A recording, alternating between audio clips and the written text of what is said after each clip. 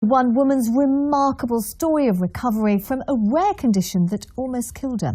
Pulmonary hypertension left Asha Sagoo in a wheelchair and hooked up to oxygen 24 hours a day. The 41-year-old mother from Leicester underwent a heart and double lung transplant earlier this year and now has a new lease of life. She's shared her story with Elise Chamberlain.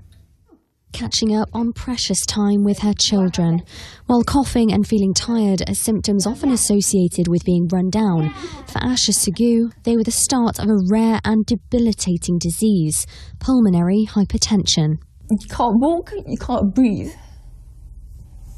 You can't do the stuff that you take for granted every day. The condition affects just 7,000 people in the UK. It causes high pressure in the blood vessels connecting the heart and lungs. Asha deteriorated quickly.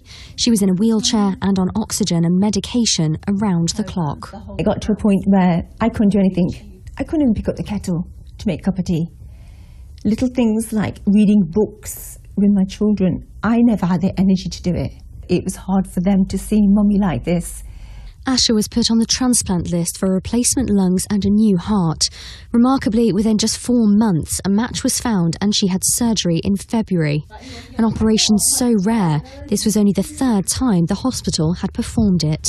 Asha's now sharing her story to help raise awareness of the condition, which can take around 2.5 years to diagnose. It's often initially misdiagnosed as being potentially unfit, something like asthma, those sorts of things, and it's only as the patient continues to deteriorate despite treatments for these more common lung conditions that people start to become suspicious that there's something more fundamentally wrong.